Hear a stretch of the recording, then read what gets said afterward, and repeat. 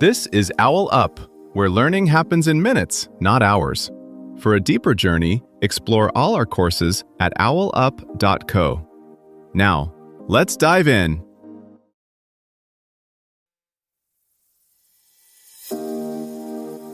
Welcome back to Chapter 2 of our series, Mastering Cognitive Biases for Better Decisions.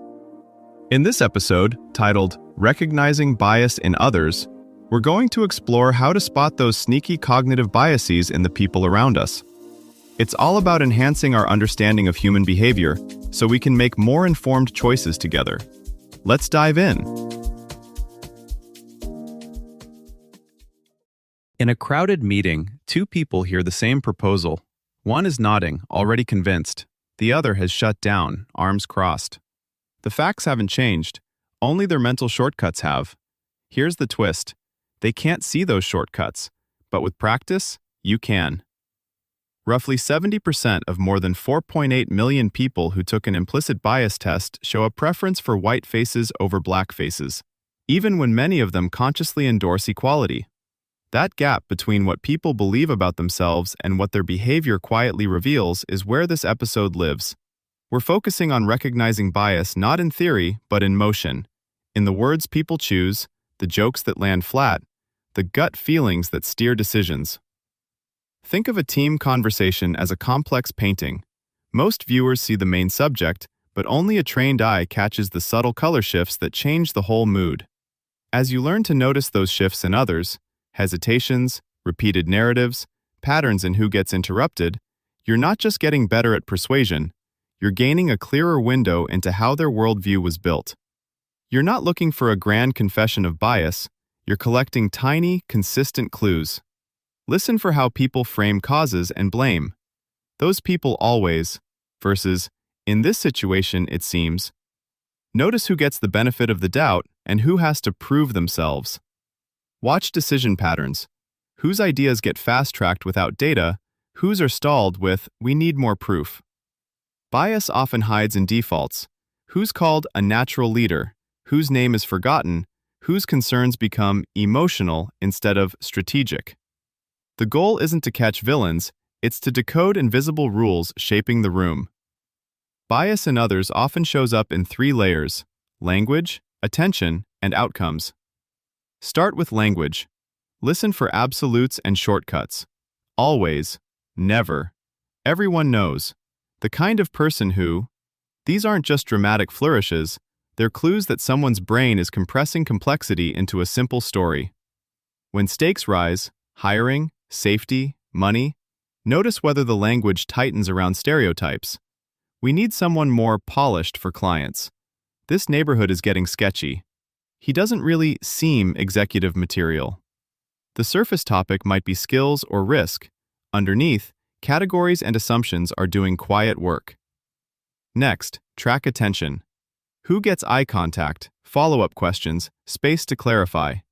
Who gets cut off, redirected to logistics, or only asked about execution, not vision?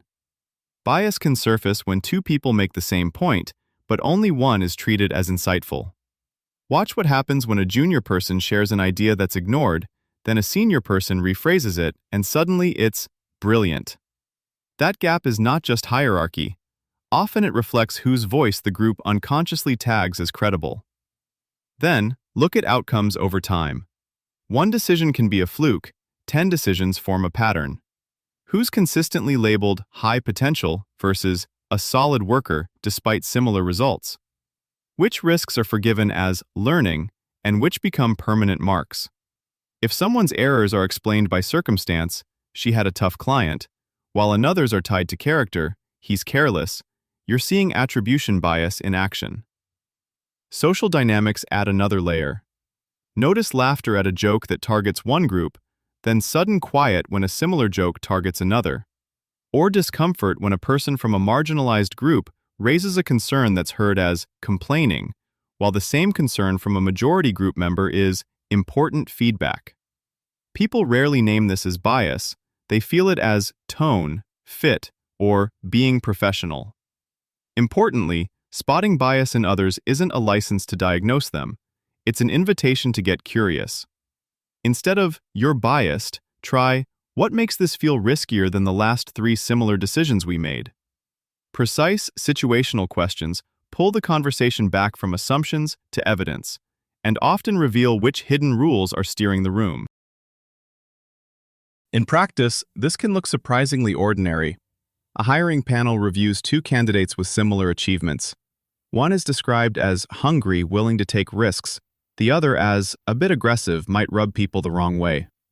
The words differ, but the resume gaps don't. Or, in a product meeting, a concern raised by a quieter engineer is logged as edge case, low priority. Then later, when voiced by a senior manager, is reframed as critical user insight. No one set out to discount the first voice.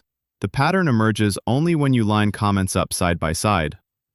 Spotting these micro-contrasts is less about catching a single slip and more like bird watching.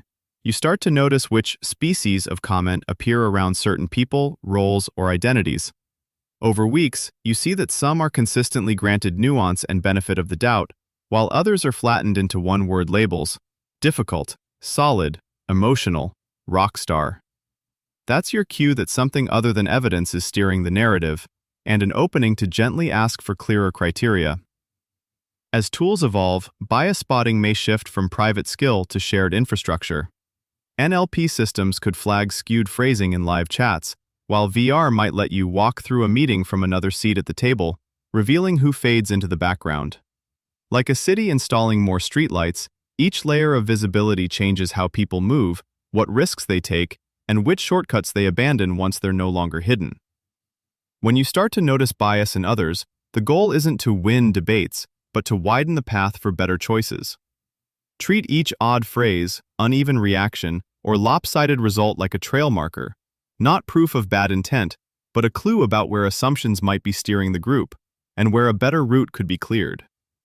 Start with this tiny habit. When you hear someone make a quick judgment about a person or group, for example, "People like that are always late," or "She doesn't seem like leadership material," silently whisper to yourself, what else could be true? Then, in your head, come up with just one alternative explanation that doesn't blame the person, like maybe her workload is huge, or maybe he wasn't given clear instructions.